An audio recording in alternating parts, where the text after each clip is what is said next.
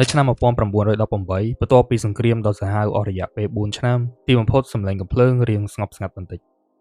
សង្គ្រាមដែលមនុស្សគ្រប់គ្នាធ្លាប់ហៅវាថា The Great War ឥឡូវត្រូវបានគេស្គាល់ថាជាសង្គ្រាមលោកលើកទី1ហើយនៅចំណុចកណ្ដាលនៃការបញ្ចប់រឿងនេះមានប្រទេសមួយដែលបរាជ័យនោះគឺចក្រភពអាល្លឺម៉ង់គឺជាអ្នកប្រគល់ខ្លួនឲ្យទៅសម្ព័ន្ធមិត្តរួមមានដូចជាចក្រភពអង់គ្លេសបារាំងរុស្ស៊ីអ៊ីតាលីជប៉ុននិងសហរដ្ឋអាមេរិកជាអំឡុងពេលដែលតម្រូវឲ្យលោក Kaiser Wilhelm ទី2ត្រូវបានបង្ខំឲ្យលះបង់អំណាចនិងគេចខ្លួនទៅរស់នៅជាអន្តោប្រវេសន៍ប៉ុន្តែពេលនោះគ្រប់គ្នាមិនដឹងទេថាវាមានរឿងដ៏គ្រោះថ្នាក់បំផុតមួយគឺកើតឡើងព្រោះប្រជាជនអាល្លឺម៉ង់ជាច្រើនមិនជឿថាពួកគេគឺបានចាញ់សង្គ្រាមពិតប្រាកដទេដោយជឿថាពួកគេគឺត្រូវបានក្បត់នៅក្នុងចំណោមយោធាជាច្រើនអ្នកដែលត្រឡប់មកផ្ទះវិញមានបរិសម្នាក់ដែលមិនមានណាគេស្គាល់នោះគឺជា Adolf Hitler គាត់ធ្លាប់ធ្វើជាវិចិត្រករបរាជ័យត្រូវបានបដិសេធពីសាលាសិល្បៈជាច្រើនជាទាហានម្នាក់ដែលបានឃើញពីភាពភ័យខ្លាចរន្ធត់នៃសង្គ្រាមនៅជួរមុខអស់ជាយូរហើយឥឡូវនេះគាត់ដូចជាមនុស្សម្នាក់ជាច្រើនផ្សេងទៀតដែលពោពេញទៅដោយកំហឹងអាល្លឺម៉ង់គឺចាប់ផ្ដើមផ្ដួលរលំជំនួសមកវិញជាមួយនឹងរបបប្រជាធិបតេយ្យមួយត្រូវបានហៅថា Weimar Republic ដឹកនាំដោយលោក Friedrich Ebert ប៉ុន្តែរដ្ឋាភិបាលថ្មីនេះគឺខ្សោយមិនមានការគ្រប់គ្រងពីប្រជាជនច្រើនឡើយរហូតដល់អំឡុងពេលឆាប់ខាងមុខអាល្លឺម៉ង់ក៏ត្រូវបានបង្ខំឲ្យចុះហត្ថលេខាទៅលើកិច្ចព្រមព្រៀងមួយដែលផ្លាស់ប្ដូរអ្វីៗគ្រប់បែបយ៉ាងដែលវាកើតឡើងនៅថ្ងៃទី28ខែមិថុនាឆ្នាំ1919នៅក្នុងវិមាត្រដ៏អស្ចារ្យនៃ Palace of Versailles រួមមានមេដឹកនាំធំៗចំនួន3រូបជួបគ្នាលោក Woodrow Wilson មកពីសហរដ្ឋអាមេរិក David Lloyd George គឺមកពីចក្រភពអង់គ្លេសនិងលោក George Clemenceau គឺមកពីបារាំងម្នាក់គឺចង់បានសន្តិភាពម្នាក់គឺចង់បានការផ្ដល់ទាទោសហើយម្នាក់ទៀតគឺចង់បានសំណងនោះគឺប្រទេសបារាំងគឺចង់សងសឹកទៅលើទុក្ខវេទនាជាច្រើនដោយសារតែដីរបស់ពួកគេត្រូវបានបំផ្លាញប្រជាជនស្លាប់ហើយឲ្យអាល្លឺម៉ង់គឺដោះស្រាយសំណងទាំងអស់នេះអ្វីដែលពួកគេបង្កើតឡើងគឺជាកិច្ចព្រមព្រៀងដ៏ចម្រូងចម្រាសមួយនៅក្នុងប្រវត្តិសាស្ត្រត្រូវបានគេហៅថា Treaty of Versailles ឬក៏សន្ធិសញ្ញា Versailles មូលហេតុគឺដោយសារលក្ខខណ្ឌរបស់វាតឹងរ៉ឹងខ្លាំងពេករហូតធ្វើឲ្យយោធាអាល្លឺម៉ង់ត្រូវកាត់បន្ថយមកត្រឹមតែ 10,000 នាក់ប៉ុណ្ណោះមិនតម្រូវឲ្យមាននាវាមុជទឹករថក្រោះនិងកងអាកាសទៀតទេហើយតំបន់ Rhineland គឺត្រូវដកការការពារទាំងស្រុងពេលនោះអាល្លឺម៉ង់គឺបានបាត់ដីរហូតដល់ 13% ប្រជាជនរាប់លាននាក់ត្រូវរស់នៅក្រៅប្រទេសរបស់ខ្លួនហើយពួកគេមិនអាចភ្ជាប់ខ្លួនជាមួយនឹងអូទ្រីសបានទេអ្វីដែលធ្ងន់ជាងនេះអាល្លឺម៉ង់គឺត្រូវតែនិយាយថាខ្លួនឯងជាអ្នកចាប់ផ្ដើមសង្គ្រាមការសារភាពនេះគឺវាធ្ងន់ខ្លាំងណាស់ដែលតម្រូវឲ្យពួកគេគឺសងប្រាក់ដ៏ធំសម្បើមរហូតដល់ 6.6 ពាន់លានផោនសម្រាប់ប្រទេសអាល្លឺម៉ង់ដែលកំពុងតែដួលរលំដូច្នេះវាជារឿងមួយដែលមិនអាចធ្វើបានទេរោងចក្រក៏ខូចសេដ្ឋកិច្ចគឺបាក់កប្រជាជនគឺអត់ឃ្លានត្រង់នេះហើយកំហឹងក៏វាចាប់ផ្ដើមកើនឡើងអាល្លឺម៉ង់គឺមិនត្រឹមប្រឆាំងទៅនឹងសម្ព័ន្ធមិត្តទេប៉ុន្តែក៏ប្រឆាំងទៅនឹងរដ្ឋាភិបាលរបស់ខ្លួននៅក្នុងរបប Weimar Republic ដោយចោទថារបបនេះខ្សោយមេដឹកនាំផ្លាស់ប្ដូរជាញឹកញាប់ចន្លោះឆ្នាំ1918ដល់ឆ្នាំ1933មានអធិការបតីរហូតដល់16នាក់ហើយប្រទេសមិនដែលមានស្ថិរភាពទេអាល្លឺម៉ង់គឺឈរលើភាពវឹកវរខ្លាយទៅជាអំពើហិង្សារហូតដល់ក្រុមជាតិនិយមខាងស្ដាំប្រយុទ្ធគ្នាជាមួយនឹងក្រុមកុម្មុយនីសដែលឈរលើឥទ្ធិពលរបស់ Russian Revolution ចាប់ផ្ដើមមានការបោះបោរបាតកម្មអាល្លឺម៉ង់កំពុងតែបំផ្លាញខ្លួនឯងទៀតនៅក្នុងអំឡុងពេលដែលអាល្លឺម៉ង់ដួលរលំរបប Weimar Republic គឺកំពុងតែបាត់បង់ការគ្រប់គ្រងដើម្បីរស់រានរដ្ឋាភិបាលធ្វើសេចក្តីសម្រេចដ៏គ្រោះថ្នាក់មួយគឺការបោះពុម្ពប្រាក់បន្ថែមដំបូងវាហាក់ដូចជាមានដំណោះស្រាយប៉ុន្តែយូរទៅវាក្លាយទៅជាគ្រោះមហន្តរាយដ៏ធំរហូតដល់ព្រឹត្តិការណ៍ដ៏អាក្រក់មួយចាប់ផ្ដើមកើតឡើងនោះគឺជា Hyperinflation ប្រាក់របស់ប្រទេសអាល្លឺម៉ង់គឺលែងមានតម្លៃដូចមុននំប៉័ងមួយដើមធ្លាប់តែមានតម្លៃ1ម៉ាកឥឡូវគឺឡើងទៅដល់រាប់ពាន់លានមនុស្សត្រូវចាយលុយជាកត្រកដើម្បីទិញម្ហូបអាហារប្រាក់ដែលធ្លាប់សន្សំចៃចាប់ផ្ដើមបាត់បង់អស់គ្រួសារជាច្រើនចាប់ផ្ដើមអត់ឃ្លាននៅក្នុងភាពវឹកវរនេះសម្លេងមួយក៏ចាប់ផ្ដើមលេចឡើងជាសម្លេងដែលមិនដែលនិយាយអំពីភាពខ្សោយប៉ុន្តែនិយាយពីមោទនភាពមិននិយាយអំពីការចាញ់ប៉ុន្តែនិយាយអំពីការសងសឹកគាត់នោះនិយាយថាអាល្លឺម៉ង់គឺមិនបានចាញ់ទេអាល្លឺម៉ង់ត្រូវបានគេក្បត់ហើយគាត់ម្នាក់នោះបានសន្យាថានឹងបំផ្លាញកិច្ចព្រមព្រៀង Versailles ស្ដារយោធាឡើងវិញនិងយកអំណាចជូនជាតិអាល្លឺម៉ង់មនុស្សរាប់លាននាក់ចាប់ផ្ដើមផ្ដល់ជំនឿហើយបរិសម្នាក់នោះគឺជា Adolf Hitler ឬក៏ Hitler ដល់ឆ្នាំ1923សម្លេងរបស់គាត់មានគ្រប់ទីកន្លែងប្រមូលផ្ដុំពោពេញទៅដោយកំហឹងគាត់និយាយដោយក្តីជឿជាក់ដោយអារម្មណ៍ខឹងហើយភាពច្បាស់លាស់គាត់បន្ទោសរដ្ឋាភិបាលបន្ទោសកិច្ចព្រមព្រៀងហើយបន្ទោសអ្នកដែលក្បត់អាល្លឺម៉ង់គណៈបករបស់ Hitler កំពុងតែកើនឡើងហើយគ្រប់គ្នាគឺបានហៅវាថាជា Nazi Party Nazi Party វិវត្តចេញពីក្រុមទូចមួយរហូតមានមនុស្សរាប់ម៉ឺននាក់បន្ទាប់មកនៅក្នុងប្រទេសអ៊ីតាលីមានព្រឹត្តិការណ៍មួយកើតឡើងដែលមានបរិសម្នាក់ឈ្មោះ Benito Mussolini គឺបានដឹកនាំអ្នកគាំទ្ររបស់គាត់រាប់ពាន់នាក់ដើម្បីទៅកាន់រាជធានីហើយទាមទារអំណាចហើយគាត់ឈរដោយគ្មានការបោះឆ្នោតគ្មានការរងចាំមានតែការប្រើកម្លាំងរឿងនេះគឺបានធ្វើឲ្យអ៊ីតាលីគាត់ចង់ធ្វើតាមគាត់ជឿថាគាត់ក៏អាចធ្វើបានដូចគ្នាប៉ុន្តែនៅក្នុងទីក្រុងបេតឡាំងនៃប្រទេសអាល្លឺម៉ង់គឺវារឹងមាំពេក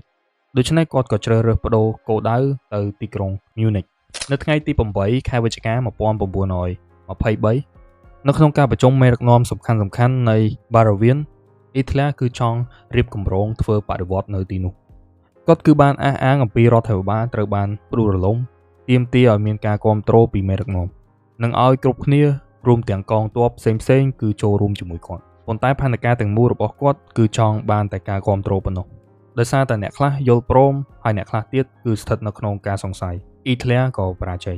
នៅថ្ងៃទី9ខែវិច្ឆិកាអ៊ីតាលីនិងអ្នកគ្រប់គ្រងរបស់គាត់គឺចាប់ផ្ដើមបដិវត្តម្ដងទៀតហើយសង្ឃឹមថាលើកនេះគឺអាចយកអំណាចបានប៉ុន្តែផ្ទុយទៅវិញការបះបោររបស់អ៊ីតាលីគឺបានបង្ក្រាបធ្វើឲ្យសមាជិក Nazi 6-10 នាក់ស្លាប់អ៊ីតាលីព្យាយាមរត់គេចប៉ុន្តែប៉ូលីសក៏ចាប់ជាប់អ្វីដែលអ៊ីតាលីព្យាយាមសាងសង់វាហាក់ដូចជាបាត់បង់អស់ប៉ុន្តែនៅក្នុងការបរាជ័យនោះអ៊ីតាលីគឺបានរកឃើញអ្វីមួយដែលមានអំណាចខ្លាំងជាងកម្លាំងនោះការចាប់អារម្មណ៍ការកាត់ក្តីរបស់ Hitler ឬក៏អ៊ីតាលីគឺបានក្លាយទៅជាព័ត៌មានជាតិជាលើកដំបូងហើយដែលអាល្លឺម៉ង់ទាំងមូលគឺស្គាល់ឈ្មោះគាត់អស់មួយរយៈពេលខ្លីអាល្លឺម៉ង់គឺហាក់ដូចជាកំពុងស្ដារសេដ្ឋកិច្ចឡើងវិញរោងចក្រចាប់ផ្ដើមបើកការងារក៏ត្រឡប់មកវិញហើយក្តីសង្ឃឹមរៀងភ្លឺជាងមុនដឹកនាំដោយលោក Gustav Stresemann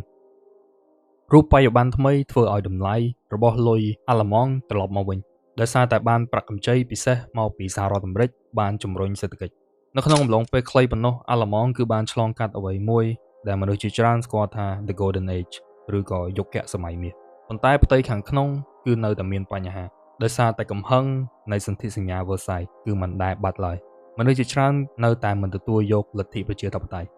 រហូតដល់ឆ្នាំ1929ពេលវេលាដ៏អាក្រក់ចាប់ផ្ដើមកាត់ឡើងសារជាថ្មីនៅក្នុង New York City ទីផ្សារហ៊ុនបានដួលរលំជាព្រឹត្តិការណ៍មួយហៅថា Wall Street Crash ដំបូងគ្រប់គ្នាគិតទៅថាវាគ្រាន់តែជាបញ្ហារបស់សហរដ្ឋអាមេរិកទេប៉ុន្តែវាមិនមែនព្រោះបើសិនជាយើងនិយាយអំពីការស្ដារឡើងវិញរបស់ប្រទេសអាល្លឺម៉ង់ពួកគេពឹងផ្អែកទៅលើប្រាក់ដុល្លារសហរដ្ឋអាមេរិកអញ្ចឹងហើយវាប៉ះពាល់ទៅដល់សេដ្ឋកិច្ចអាល្លឺម៉ង់ប្រាក់ទាំងនោះក៏ចាប់ផ្ដើមបាត់បង់ធនាគារបិទអាជីវកម្មរោងចក្រមិនដំណើរការហើយវាជារឿងម្ដងទៀតហើយដែលអាល្លឺម៉ង់គឺធ្លាក់ចូលវិបត្តិអត្រាគ្មានការងារធ្វើគឺបានកើនឡើងខ្លាំងមនុស្សរាប់លាននាក់គ្រួសារជាច្រើនអត់ឃ្លានដូចមុនភាពអស់សង្ឃឹមក៏ត្រឡប់មកវិញហើយលើកនេះគឺវាអាក្រក់ជាងមុនទៀតដោយសារតែមនុស្សគឺបានឃើញអំពីសេរីភាពរបស់ពួកគេហើយប៉ុន្តែគឺបានបាត់ទៅវិញម្ដងទៀតដូច្នេះការជឿជាក់លើរដ្ឋាភិបាលដួលរលំសារជាថ្មីរបប Weimar Republic គឺមិនអាចដោះស្រាយបានអ្នកនយោបាយបន្តជជែកគ្នាប៉ុន្តែគ្មានបានផលប្រជាជនអាល្លឺម៉ង់ចាប់ផ្ដើមស្អប់លទ្ធិប្រជាធិបតេយ្យមើលទៅគឺវាខ្សោយហើយមិនមានប្រយោជន៍ពួកគេក៏ចាប់ផ្ដើមបត់ទៅគណៈបក Nazi ហើយគណៈបក Nazi ដែលមកលើកនេះមិនមែននិយាយតែពីកំហឹងទៀតទេប៉ុន្តែពួកគេមានយុទ្ធសាស្ត្រ Adolf Hitler ឥឡូវគាត់គឺជាអ្នកនយោបាយដែលចេះគិតគូរហើយលើកនេះគាត់មកយកអំណាចតាមច្បាប់អ៊ីតាលីពេលនោះគឺចាប់ផ្ដើមធ្វើដំណើរនៅទូទាំងអាល្លឺម៉ង់និយាយនៅក្នុងវងមនុស្សធំពីការសន្យាដូចជាសន្យាការងារសន្យាស្ថិរភាពនិងសន្យាដើម្បីស្ដារមោទនភាពឲ្យអាល្លឺម៉ង់វិញគាត់បន្ទោសវិបត្តិនេះវិបត្តិនោះកិច្ចព្រមព្រៀងរដ្ឋាភិបាលនិងកុម្មុយនីសហើយលើសពីនេះទៅទៀតគឺបន្ទោសទៅលើជនជាតិជីវិសឬក៏ជនជាតិយូដានៅឆ្នាំ1928សម្លេងឆ្នោតនៃគណៈបក Nazi គឺតិចមែនទែនត្រឹមតែ 3% ប៉ុណ្ណោះប៉ុន្តែក្រោយការដួលរលំនៅឆ្នាំ1930គណៈបក Nazi គឺបានឡើងយ៉ាងឆាប់រហ័សមនុស្សរាប់លាននាក់ក៏បានគាំទ្រពីឆ្នាំក្រោយមកដល់ឆ្នាំ1932គណៈបក Nazi គឺបានក្លាយទៅជាគណៈបកមួយដែលធំនៅក្នុងអាល្លឺម៉ង់ប៉ុន្តែពេលនោះ Hitler គឺគាត់មិនទាន់មានអំណាចពេញលេញទេថ្ងៃ30ខែមករាឆ្នាំ1933Adolf Hitler គឺបានតែងតាំងជាអធិការបតីនៃប្រទេសអាល្លឺម៉ង់ ហើយការតែងតាំងលើកនេះមិនមែនបដិវត្តន៍ប៉ុន្តែតាមច្បាប់ហើយនៅក្នុងរយៈពេលប្រហែលខែប៉ុណ្ណោះគាត់ក៏បានបំលែងអាល្លឺម៉ង់ទៅជាការដាក់អាណានិគមហើយដឹកនាំពិភពលោកចូលទៅក្នុងសង្គ្រាមលោកលើកទី2នៅថ្ងៃទី27ខែកុម្ភៈឆ្នាំ1933អគារ Reichstag Building ត្រូវបានភ្លើងឆាបឆេះហើយពោពេញទៅដោយផ្សែងនៅលើមេឃធ្វើឲ្យមានភាពភ័យខ្លាចរីករាលដាលនៅទូទាំងទីក្រុង Berlin